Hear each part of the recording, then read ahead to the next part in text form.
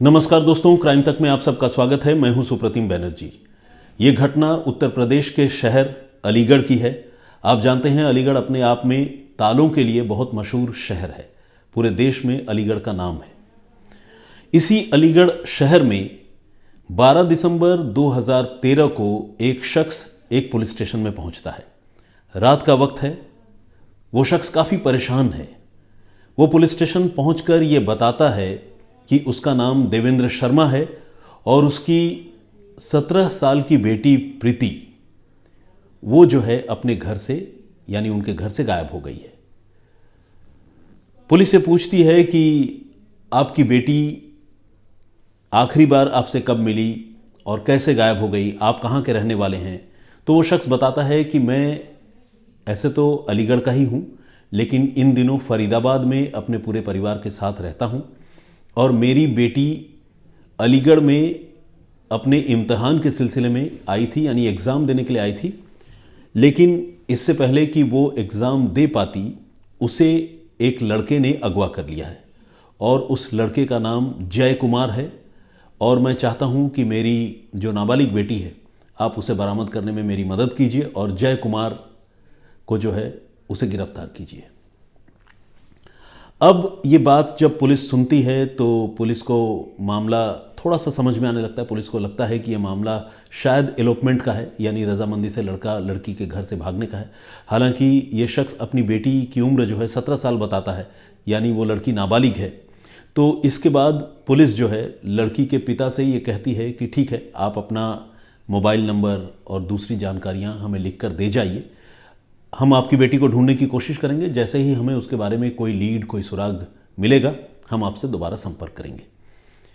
देवेंद्र जो है वो परेशान हाल थाने से वापस लौट जाते हैं। इसके बाद दिन गुजरते रहते हैं, हफ्ते गुजरते रहते हैं, लेकिन उनकी बेटी का कोई पता नहीं चलता।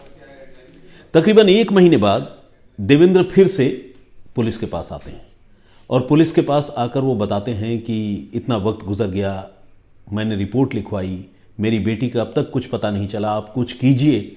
जबकि मैं आपको ये भी बता रहा हूँ कि मेरी बेटी जो है उसे अगवा किसने किया है, एक लड़का है जो लगातार उसका पीछा करता था, जय कुमार उसका नाम है, वो मेरी बेटी को साथ में लेकर गया है। न तो आप मेरी बेटी को ढूंढ पा रहे हैं, न जय कुमार को गिरफ्तार कर पा रहे हैं। क्या मुझे इंसाफ नहीं मिलेगा?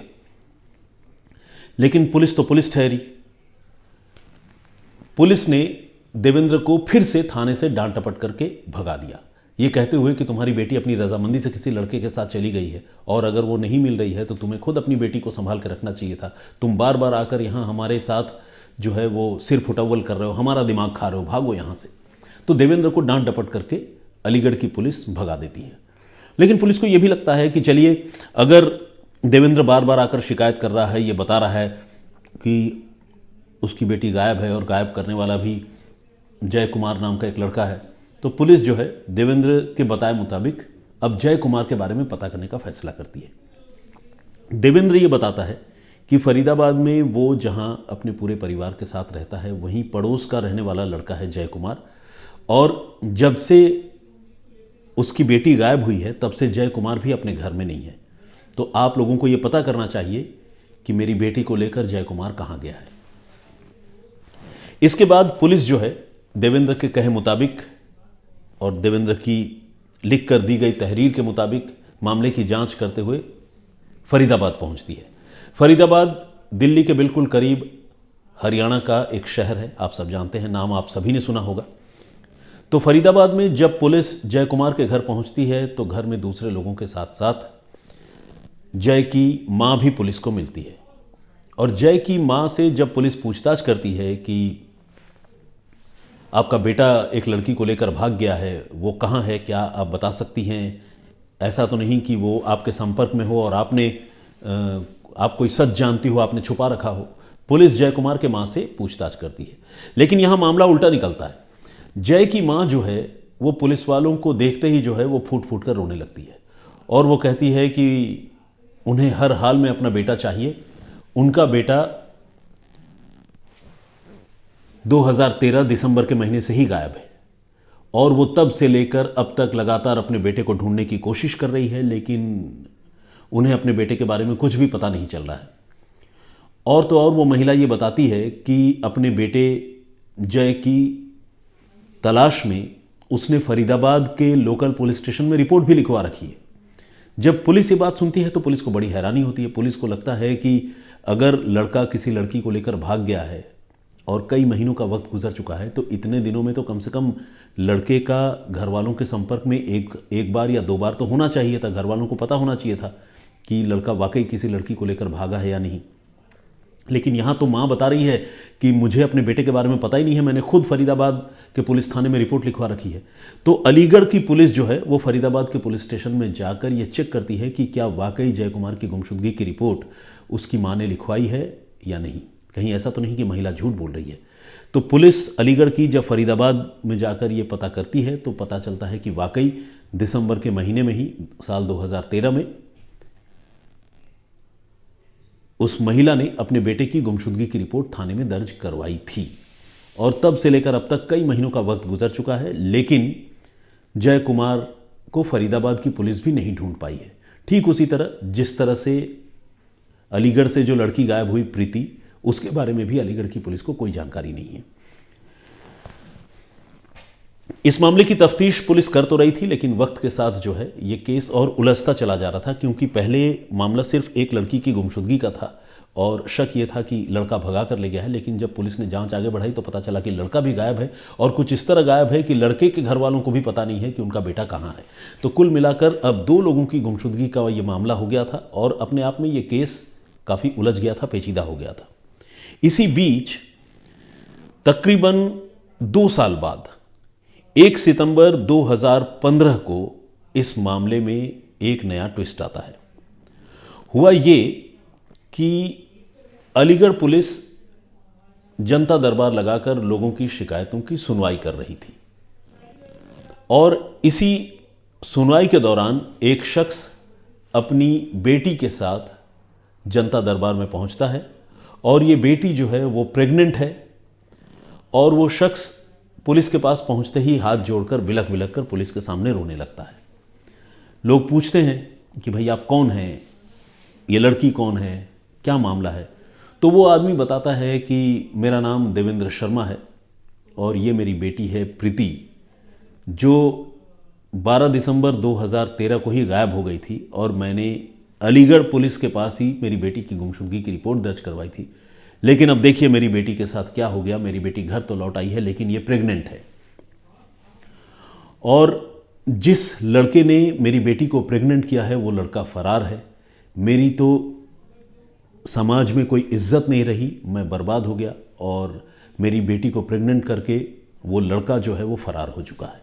ये कहकर वो पिता जो है वो फूट फूट कर रोने लगता है, यानी देवेंद्र फूट फूट कर रोने लगता है और साथ में जो प्रेग्नेंट बेटी है वो भी रोने लगती है। जनता दरबार के दौरान, पुलिस की सुनवाई के दौरान इस तरह का मंजर जब पैदा हो जाता है तो पुलिस वाले भी जो है वो इमोशनल हो जाते हैं। उन्हें लगता है कि अरे ये तो वाकई बहुत ज़्यादती हो गई। ऐसा लड़का जो इस लड़की को भगा कर ले गया और वो भी तब जब लड़की नाबालिग थी, उसके बाद ये प्रेग्नेंट भी हो गई, लड़का भाग भी गया, तो ये तो बहुत गलत बात है। उस लड़के को अब तक पुलिस की गिरफ्त में होना चाहिए था। तो खैर, जैसा कि मैंने आपको बताया, तकरीबन 2 साल का वक्त गुजर चुका था। दिसंबर 2013 को ये लड़की गायब हुई थी, लापता हुई थी और अब सितंबर 2015 को ये लड़की दोबारा अपने घर लौटी थी और प्रेगनेंसी की हालत में लौटी थी और तकरीबन 9 महीने की प्रेग्नेंट थी वो लड़की। तो पुलिस को भी आत्मग्लानि होने लगी और पुलिस को लगा कि इस मामले की जांच होनी चाहिए और उस लड़के को जो है हर हाल में पकड़ा जाना चाहिए। पुलिस ने अब देवेंद्र से पूछा कि अच्छा, आपकी बेटी को छोड़कर तो वो चला गया वो लड़का, लेकिन वो लड़का कहाँ है और कैसे छोड़कर चला गया, आपको आपकी बेटी कैसे मिली, ये बताइए। तो ये शख्स पुलिस को बताता है कि वो लड़का जो है मेरी बेटी को अलीगढ़ के रेलवे स्टेशन तक छोड़ने आया था और रेलवे स्टेशन में ही मेरी बेटी को छोड़कर वो वहीं से फरार हो गया और इससे पहले कि बेटी हमसे बात करती और हम उस लड़के के बारे में कुछ और जानकारी जुटा पाते, वो लड़का जो है गायब हो गया। तो इस तरह से देवेंद्र की बातों से एक बात पुलिस को समझ में आई कि लड़का जो है वो पुलिस के साथ और लड़की के घर वालों के साथ आंख मिचौली खेल रहा है और जानबूझकर लोगों के सामने आने से बच रहा है। ये बात पुलिस को समझ में आ गई। इसी बीच मैं आपको बताऊं कि 2013 से लेकर 2015 तक इस मामले की जांच पुलिस लगातार कर रही थी। हालांकि जांच का नतीजा जो है वो 0 था, 0 जिसे कहते हैं। लेकिन जांच के सिलसिले में तकरीबन 5 अधिकारी जो है वो बदले जा चुके थे इस केस की तफ्तीश करने में। इसके बाद 1 साल का वक्त और गुजर जाता है और अगले साल यानी 2016 में अलीगढ़ में नए एसएसपी बनकर आते हैं आईपीएस राजेश पांडे। अब राजेश पांडे जब अलीगढ़ में एसएसपी का चार्ज लेते हैं तो देवेंद्र जो है एक बार फिर से उनके पास पहुंचता है और एसएसपी से कहता है कि उनकी बेटी जो है वो 2013 में उनकी बेटी को अगवा कर लिया गया था। फिर 2015 में उनकी बेटी को अगवा करने वाले लड़के ने प्रेगनेंसी की हालत में जो है वो छोड़ दिया और अब उनकी बेटी घर में बैठी हुई है और जो गुनहगार लड़का है उसे अलीगढ़ की पुलिस ढूंढ नहीं पा रही है। उन्हें और उनकी बेटी को इंसाफ नहीं मिल पा रहा है। ये सिलसिला जो है पिछले 3 सालों से चला आ रहा है, आप कुछ कीजिए। तो जब एसएसपी राजेश पांडे ये बात सुनते हैं तो उन्हें बड़ी तकलीफ होती है और उन्हें लगता है कि ये तो वाकई बहुत गलत बात है। कोई लड़का किसी लड़की के साथ ऐसा व्यवहार, ऐसी हरकत कैसे कर सकता है। वो अपने माथत पुलिस वालों को ये हुक्म देते हैं कि जल्द से जल्द इस मामले की तफ्तीश वो करें और जो भी गुनहगार लड़का है उसे हर हाल में ढूंढ कर निकालें।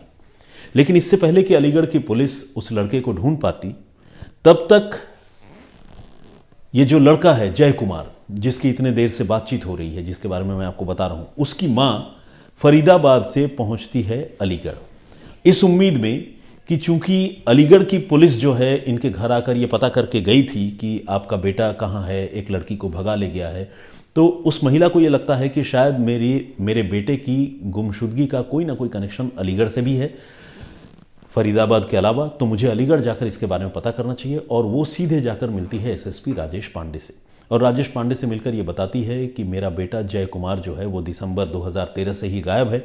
मैं बहुत परेशान हूँ। एक लड़की के घर वाले मेरे बेटे पर यह इल्ज़ाम लगाते हैं कि मेरा बेटा उनकी बेटी को भगा कर ले गया था, लेकिन मैं तो अपने बेटे से पिछले 3 सालों से एक बार भी नहीं मिली हूँ। आप बताइए मैं क्या करूँ। तो वो महिला जब राजेश पांडे आईपीएस से मिलकर ये शिकायत करती है तो एक बारगी एसएसपी को भी लगता है कि शायद ये महिला पुलिस को गुमराह करने की कोशिश कर रही है, क्योंकि ये पुलिस की निगाह में जो लड़का कल्प्रिट है जय कुमार, उसकी मां है और ये भी पुलिस को लगता है, उनको भी लगता है कि शायद ये महिला जो है मिली हुई है अपने बेटे से। इस बात पर वो उस महिला को डांटते हैं और कहते हैं कि ये सब नहीं चलेगा। अगर वो कुछ सच्चाई जानती है अपने बेटे के बारे में तो फौरन बताए, नहीं तो फिर अगर उसका बेटा कल को पकड़ा जाता है तो उसके जुर्म छुपाने के इल्ज़ाम में उस महिला को कहते हैं कि तुम पर भी कानूनी कार्रवाई होगी।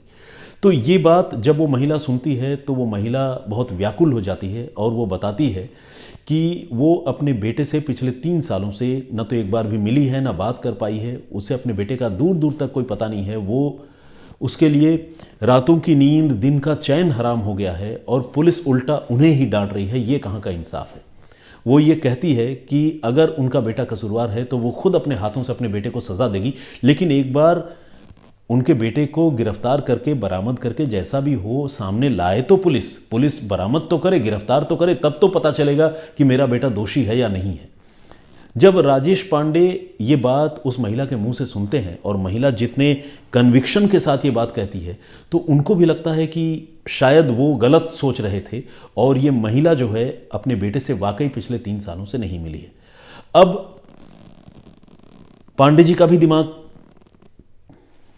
खटकता है। उनको लगता है कि इस मामले की बहुत सिंसियर तरीके से तफ्तीश होनी चाहिए, क्योंकि एक तरफ लड़की का पिता लड़के पर लगातार इल्ज़ाम लगा रहा है, अभी भी कुछ रोज़ पहले आया था, और यहाँ लड़के के घर वाले अपने बेटे की तलाश में भटक रहे हैं। ये मामला क्या है? पुलिस को इस मामले की अब तक जांच कर लेनी चाहिए थी। तो वो अपने माथत जो भी लोग होते हैं जिन्होंने अब तक इस मामले की तफ्तीश में थोड़ी भी लापरवाही बरती होती है, उन सारे लोगों को जो है वो फटकार भी लगाते हैं और बहुत सख्ती से इस मामले की जांच के आदेश देते हैं। अब पुलिस जो है नए सिरे से इस मामले की जांच शुरू करती है और जांच शुरू करने के लिए वो लड़की के पिता देवेंद्र शर्मा को अपने पास बुलाती है और बुलाकर ये कहती है कि आपकी बेटी आखिरी बार जब गायब होने के बाद जब आपको मिली तो कैसे मिली, एक बार फिर से वो कहानी बताइए। तो देवेंद्र बताता है कि मेरी बेटी को जय कुमार नाम का उसका जो प्रेमी कह लें, दोस्त कह लें, या धोखे से जिसने अगवा किया था मेरी बेटी को, वो लड़का मेरी बेटी को रेलवे स्टेशन पर 9 महीने की प्रेगनेंसी की हालत में छोड़कर फरार हो गया।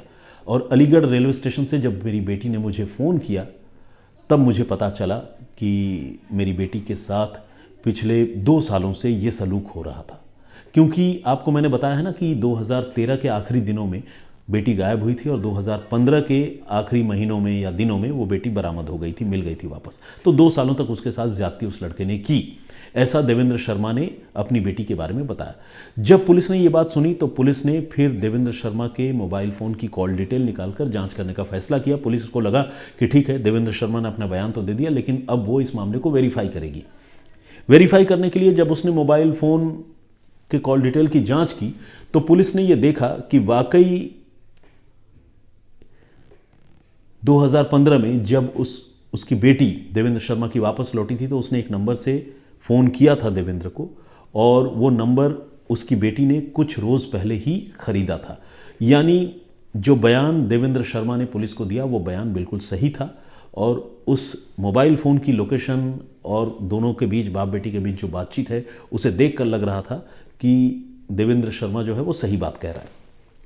लेकिन पुलिस जब सीडीआर की और बारीकी से जांच करती है तो पुलिस देखती है कि देवेंद्र शर्मा हर महीने एक पर्टिकुलर नंबर पर लगातार बात करता रहा है, और उस नंबर पर वो बात 2013 से ही कर रहा है। 14 में भी बात हो रही है, 2015 में भी बात हो रही है, और अब जब पुलिस इस मामले की जांच जो है 2016 में कर रही थी तब उस नंबर पर बातचीत नहीं हो रही थी। तो कहने का मतलब ये कि 2013 से लेकर 2015 तक स्पेशली इस मामले में उस पर्टिकुलर नंबर से देवेंद्र शर्मा की लगातार बातचीत हो रही थी। पुलिस ने अब यह तय किया कि उस नंबर के बारे में पुलिस पता लगाएगी। पुलिस ने अपने तौर पर पता लगाया और पुलिस को वो नंबर कुछ संदिग्ध लगा। उसके बाद पुलिस ने तय किया कि वो देवेंद्र शर्मा से इस नंबर के बारे में पूछेगी। फिर पुलिस ने देवेंद्र शर्मा को, यानी लड़की के पिता को, थाने में बुलाया और ये पूछा कि ये नंबर किसका है जिससे तुम्हारी लगातार बातचीत होती रही है, इसके बारे में बताओ।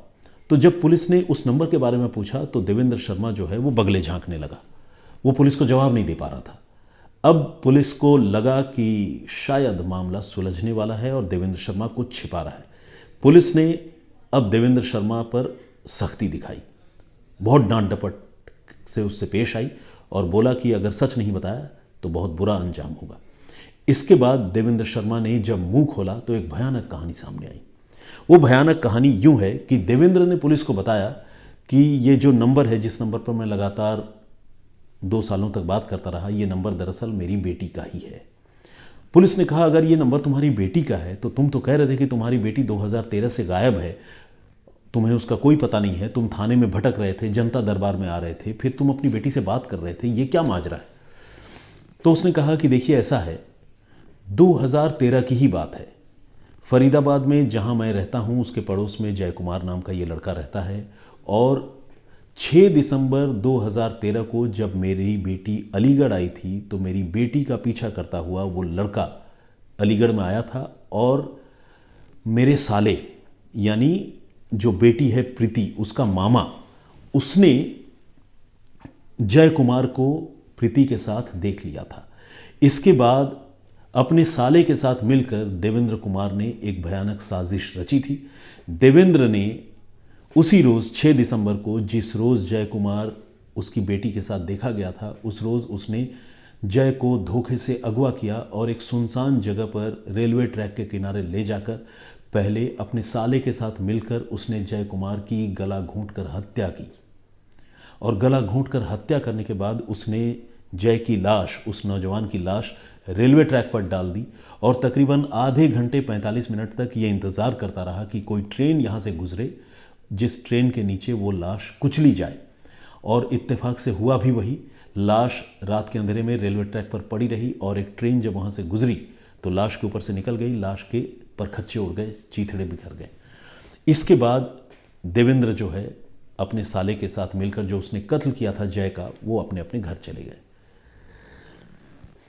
उन्हें लग रहा था कि ये राज कभी बाहर नहीं आएगा, और इसके बाद वो लगातार जो है वो पुलिस के पास भी आता रहा ताकि उस पर कोई शक न करे, और अपनी बेटी की गुमशुदगी को वो लगातार छिपाता रहा। उसने बताया कि इतने दिनों तक उसकी बेटी दरअसल कहीं लापता या गायब नहीं थी, बल्कि उस लड़के का कत्ल करने के बाद उन्होंने अपनी बेटी प्रीति का नाम बदलकर पूजा कर दिया था, और स्कूल के सारे मार्कशीट में, सारे जितने भी सर्टिफिकेट्स या डॉक्यूमेंट्स हैं सब में उन्होंने अपनी बेटी का नाम चेंज करवा कर पूजा किया और एक बिल्कुल नई नाम और नई पहचान के साथ उन्होंने अपनी बेटी की शादी वृंदावन में एक लड़के के साथ कर दी। लेकिन विडंबना ये रही कि 2015 में जब उनकी बेटी 9 महीने की प्रेग्नेंट थी तब ससुराल वालों ने उनकी बेटी को अपने घर मायके यानी अलीगढ़ भेज दिया। और जब अलीगढ़ भेज दिया, मायके भेज दिया, तो फिर देवेंद्र को लगा कि जब उनकी बेटी वापस लौट आई है, आस पड़ोस के लोगों को इस बात की जानकारी हो जाएगी कि बेटी प्रेग्नेंट है, वापस आ गई है, तो उसे लगा कि अब तो मैं पकड़ा जाऊंगा, क्योंकि मैंने अपनी बेटी के अफेयर में होने की वजह से एक लड़के की हत्या कर दी थी और इतने दिनों से मैं अपनी बेटी की गुमशुदगी का नाटक कर रहा हूँ, ढूंढ कर रहा हूँ और जय को ढूंढने की बात कह रहा हूँ, लेकिन अब मेरी बेटी जब प्रेग्नेंट होकर वापस लौट आई है तो मैं लोगों को क्या बताऊँ। इसके बाद वो दिमाग लगाकर उसने अपनी बेटी को राज़ी किया। बेटी को तो खैर वो उसी समय राज़ी कर चुका था जब उसने उसके प्रेमी की हत्या कर दी थी। बेटी ने भी हालात के आगे शायद घुटने टेक दिए थे। उसके बाद वो अपनी बेटी को लेकर पुलिस के जनता दरबार में 1 सितंबर 2015 को पहुंचा प्रेगनेंसी की हालत में और ये बताया कि उनकी बेटी को वही जय कुमार जो है वो प्रेग्नेंट करके भाग गया है, जबकि हकीकत यह है कि जय कुमार जो है उसका इस प्रेगनेंसी से दूर दूर तक कोई लेना देना नहीं था, बल्कि 2015 से 2 साल पहले 2013 में ही जय कुमार की हत्या इस लड़की के पिता और लड़की के मामा ने अलीगढ़ में कर दी थी। और अब जब लड़की के पिता को ये लगने लगा कि उसका भेद खुल जाएगा तो उसने पुलिस के पास जो है जाकर फिर से झूठी रिपोर्ट लिखवाई और जय कुमार को ढूंढने की बात कही और ये भी कहा कि उनकी बेटी को जय कुमार ही प्रेग्नेंट करके भाग गया है। पुलिस ने जब ये कहानी सुनी तो पुलिस को बड़ी हैरानी हुई। पुलिस ने इस मामले को वेरीफाई करने का प्रयास किया और पुलिस ने अलीगढ़ रेलवे पुलिस से बात की और पूछा कि क्या वाकई दिसंबर 2013 के महीने में उन्हें उस पर्टिकुलर जगह पर ट्रेन से किसी आदमी के एक्सीडेंट का शिकार होने की बात पता चली थी। तो जब अलीगढ़ पुलिस ने रेलवे पुलिस से बात की तो वो जानकारी बिल्कुल सही निकली। रेलवे पुलिस ने कंफर्म किया कि हाँ, एक शख्स जो है ट्रेन से कटकर दिसंबर के महीने में उस जगह पर उसकी मौत हुई थी और न सिर्फ मौत हुई थी बल्कि उसकी तस्वीरें और उसका जो ब्यौरा है वो भी रेलवे पुलिस के थाने में दर्ज है। पुलिस ने देखा कि वाकई एक शख्स के एक्सीडेंट की रिपोर्ट दर्ज है और उसका हुलिया, उसकी पहचान भी जो है वहाँ लिखी हुई है। लेकिन रेलवे पुलिस का यह कहना था कि उस समय उन्होंने उस लड़के की लाश मिलने के बाद उसके पोस्टर वगैरह भी छपवा कर बंटवाए थे, लेकिन तब से लेकर अब तक 2013 की वो घटना है और अब जब पुलिस जांच करके इस मामले का खुलासा कर रही थी तो ये 2016 के आखिरी दिनों की बात है। तो इतने साल बाद भी अब तक उसके बारे में उनको कुछ पता नहीं चल पाया है, उस लाश के बारे में, उस लड़के के बारे में। लेकिन अलीगढ़ पुलिस तो खैर अब ये जान चुकी थी कि वो लड़का कौन है। तो अलीगढ़ पुलिस ने रेलवे पुलिस को ये बता दिया कि वो लड़का दरअसल जय नाम का एक लड़का है जो अलीगढ़ का तो नहीं बल्कि हरियाणा के फरीदाबाद का रहने वाला है। और फिर अलीगढ़ पुलिस ने फरीदाबाद पुलिस को भी पूरी जानकारी बताई और उनको पूरी कहानी क्लियर की। इसी के साथ पुलिस ने देवेंद्र को भी अरेस्ट कर लिया। देवेंद्र के साथ जो उसका साला है जिसने इस हत्याकांड को अंजाम दिया था उसे भी पुलिस ने पकड़ा और साथ ही प्रीति जो उनकी बेटी थी जो इस पूरी साजिश में अपने पिता के साथ शामिल थी उस पर भी पुलिस ने कानून की सख्ती की और उस पर भी कार्रवाई की, उसे भी गिरफ्तार किया।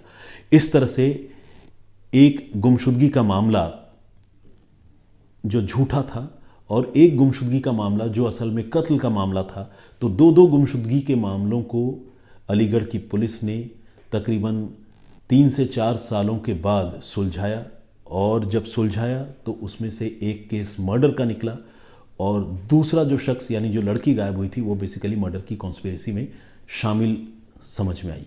बेशक उसने अपने बॉयफ्रेंड जय के मर्डर में कोई एक्टिव रोल ना निभाया हो, लेकिन जब उस लड़की को ये पता था कि उसके पेरेंट्स ने जय की हत्या कर दी है और जय के साथ अफेयर में होने के बावजूद वो लड़की अपने माँ बाप के कहने पर दूसरी जगह शादी करने के लिए तैयार हो गई और न सिर्फ तैयार हो गई बल्कि जब वो प्रेग्नेंट हुई तो उसके पिता ने जब झूठी कहानी बनाई तो उस झूठी कहानी में उसने अपने पिता का भी साथ दिया। तो फिर इन सारे गुनाहों में, इन सारे जुर्म में उसकी बेटी के ऊपर, प्रीति जो अब पूजा बन चुकी थी, उस पर भी अलीगढ़ पुलिस ने कार्रवाई की। तो ये एक दर्दनाक कहानी थी गुमशुदगी की जिसे पुलिस ने सॉल्व तो किया लेकिन बहुत देर से सॉल्व किया और जिसमें एक बेगुनाह शख्स की हत्या कर दी गई थी। तो ये कहानी आज यहीं तक। इस पूरे घटनाक्रम को सुनने के बाद आपकी राय क्या है?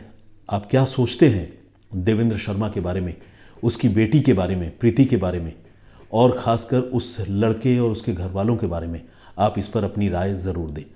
इस मामले में पुलिस ने जिस तरीके से जांच की, आप उस जांच से कितने संतुष्ट हैं, इस पर भी आप हमें ज़रूर लिखकर बताएं। और आइए अब कुछ कमेंट्स जो आपने मेरे पिछले वीडियो में किए थे, उन कमेंट्स या फिर आप में से कुछ लोगों के नाम जो है मैं पढ़ने की कोशिश करता हूं। नमस्कार दोस्तों। तो वैभव नितेश जी ने कमेंट किया है और उन्होंने बड़ी तारीफ़ की है। उन्होंने कहा है कि मैं चूँकि इंडिया की और अपने भारतवर्ष की कहानियाँ सुनाता हूँ तो वो काफ़ी कनेक्टेड फील करते हैं और उन्हें अच्छा लगता है। संगीता गोस्वामी पराशर जी का भी कमेंट आया है, थैंक यू वेरी मच। और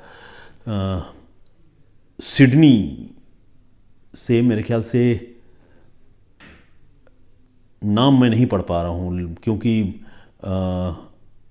खैर उन्होंने लिखा है ग्रेट न्यूज़ नियाज़ दुबई से। एग्जैक्टली मैं नाम इसलिए नहीं पढ़ पा रहा हूँ क्योंकि जो यूज़र आईडी है उसमें बहुत सारे वर्ड्स जो है एक दूसरे से क्लब्ड होते हैं, कनेक्टेड होते हैं, तो उससे नाम को रिट्रीव कर पाना मुश्किल होता है। हालांकि नियाज़ जी ने बताया है कि उनको खबर है, जो कहानी है वो अच्छी लगी और वो दुबई से ये कमेंट कर रहे हैं। बिल्कुल ये सवाल कई लोगों ने किया है कि एक सादीबाद नाम की एक आईडी है, उन्होंने भी ये सवाल किया है। मेरे ख्याल से साजिद मिर्ज़ा साहब ने भी ये सवाल किया है कि कल जो कहानी मैंने आप सबको सुनाई थी तिरुवनंतपुरम की, उसमें पहला कत्ल जो है अजय कुमार नाम के एक लड़के का, एक शख्स का हुआ था और उसकी हत्या पड़ोस के रहने वाले बीनूराज ने की थी। अब लोग ये पूछ रहे हैं कि बीनूराज ने कत्ल किया, ये बात पुलिस को कैसे पता चली, क्योंकि उसे कत्ल करते हुए किसी ने देखा तो नहीं था।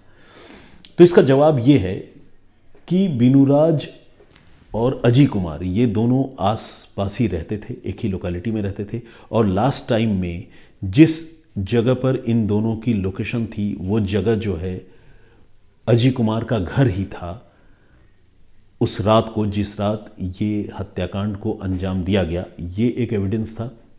इसके अलावा जैसा कि मैंने आपको बताया कि अजय कुमार अपने दोस्तों के साथ अलग पार्टी कर रहा था और बीनूराज अपने कुछ दोस्तों के साथ अलग पार्टी कर रहा था, लेकिन उस रात को बीनूराज अपने पार्टी से फारिग होकर, फ्री होकर अजय कुमार के घर आया था। तो इसके बारे में भी बताने वाले कुछ लोग पुलिस को इस मामले की तफ्तीश में ज़रूर मिले होंगे, जिसके बाद बीनूराज का कनेक्शन जो है अजय कुमार से और उसके कत्ल से पुलिस ने जोड़ा होगा। तो ये बात मैं इसलिए कह रहा हूँ क्योंकि उसकी इतनी माइन्यूट जानकारी जो है वो मेरे पास नहीं थी, इसी वजह से मैंने अपनी स्टोरी में भी उसको मेंशन नहीं किया। लेकिन ये अंडरस्टूड है कि पुलिस अगर बीनूराज को अजय कुमार के कत्ल के लिए दोषी मान रही है तो फिर पुलिस के पास ऐसे कोई कनेक्टिंग एविडेंस ज़रूर होंगे, और वो एविडेंस किसी के बीनूराज को अजय कुमार के घर जाते हुए देखने के तौर पर हो या फिर उनके मोबाइल फ़ोन की एक साथ लोकेशन के तौर पर हो, ये सारी चीज़ें पुलिस के पास ज़रूर होंगी। तो आई होप कि मेरा ये जवाब जो है स्टोरी के इस पहलू को क्लियर कर गया होगा। संगीता साहू जी ने भी कमेंट किया है, थैंक यू वेरी मच। और कमलेश गुजरात से हैं, ये रोज़ कमेंट करते हैं, अपनी राय देते हैं। Thank you very much Kamlesh भाई, लगातार इस तरह से कनेक्टेड रहने के लिए। सलमा शेख जी ने भी कमेंट किया है, इन्होंने बताया है कि वो इंडोनेशिया से हैं और उन्हें मेरी आवाज़ जो है वो बहुत अच्छी लगती है। सलमा जी बहुत बहुत शुक्रिया आपका। और रजनी जायसवाल जी ने भी नमस्कार किया है, गुलदस्ता भेजा है, बहुत बहुत धन्यवाद आपका रजनी जी, मेरी ओर से भी नमस्कार स्वीकार कीजिए। चेतना मिश्रा जी ने कमेंट किया है और उन्होंने ये कहा था कि मैं अपनी स्टोरीज़ का एक प्लेलिस्ट बनाऊं, सीरियल नंबर दूं, तो मैंने इस बात को कल मेंशन किया था, तो उन्होंने इसके लिए अपने आप को थैंकफुल बताया, तो बहुत धन्यवाद चेतना जी आपका भी।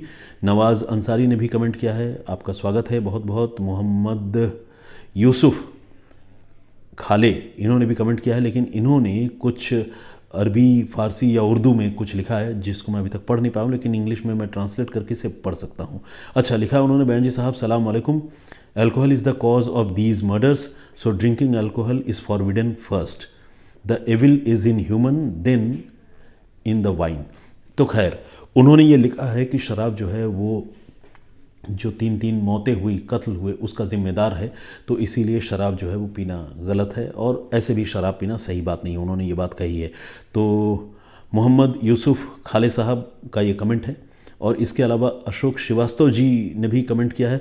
ये जो है वो अक्सर ये लिखते हैं कि you always disclose climax before starting the story.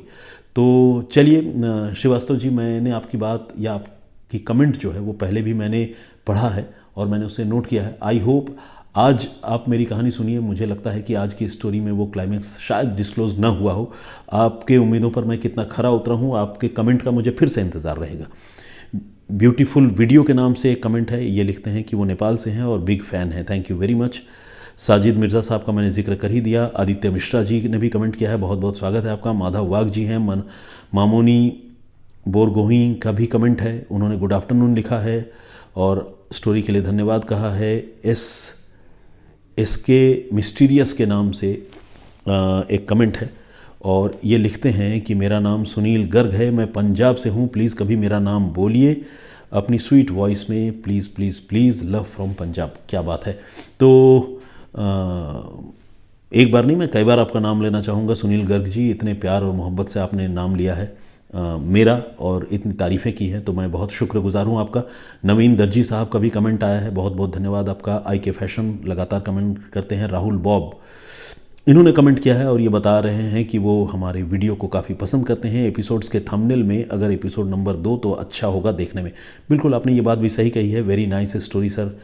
हमारे मोहम्मद इशाक जी ने ये बात लिखी है। एडवेंचर आनंदा, इन्होंने बताया है कि वो कोयम्बटूर में पिछले कई सालों से रह रहे हैं और उनका नाम आनंद अधिकारी है। चलिए, बहुत बढ़िया। वैभव नितेश जी का भी कमेंट आया है। अब कुछ कमेंट्स मैं आगे बढ़ा देता हूँ। और अंजनायन के नाम से कमेंट है और उन्होंने लिखा है कि सुप्रतिम, आप सभी कमेंट्स स्टोरी के एंड में पढ़ पाएँ ये भले ही संभव नहीं, पर कमेंट्स को लाइक करके एटलीस्ट एक्नॉलेज कर दें तो भी कमेंट करने वाले को काफ़ी हद तक संतुष्टि हो जाएगी। देखिए, आज इत्तेफाक से आपने जो कमेंट किया था तो वो कमेंट मेरी निगाहों के सामने आ गया और मैंने उसे पढ़ भी लिया। तो आई होप कि आज आपको आपका कमेंट पढ़े जाने की वजह से अच्छा लगा होगा। तो खैर, संगीता जी का जिक्र मैं पहले भी कर चुका हूँ और अंजना जी, अंजनायन, तो आई होप कि मैं आपको भी सेटिस्फाई कर पाया हूँ। चंद्रिका कक्कड़ जी ने भी कमेंट किया है। इन्होंने लिखा है कि स्टोरी बहुत औसम तरीके से बताई मैंने, thank you very much. Ravi Chand और प्रकाश सुनार और खुशी महाला राजस्थान के सीकर से हैं, इन्होंने भी कमेंट किया है और इन्होंने लिखा है कि रोज़ मेरी स्टोरी देखती हैं। तो खैर, बहुत सारे लोगों ने और भी कमेंट किया है। सारे लोगों का नाम तो एट वन गो और कमेंट एक साथ नहीं पढ़ सकता, लेकिन ये सिलसिला प्लीज़ आप जारी रखिए ताकि ये पढ़ने, पढ़ाने और बातचीत करने का सिलसिला चलता रहे। आज की पूरी कहानी पर आपकी राय क्या है, क्या सोचते हैं, प्लीज़ कमेंट बॉक्स में लिखकर ज़रूर बताइएगा। फ़िलहाल मुझे इजाज़त दीजिए और अपना बहुत ख्याल रखिए। मैं जल्द हाजिर होऊंगा किसी और कहानी, किसी और वाक़े के साथ। तब तक जय हिंद, जय भारत।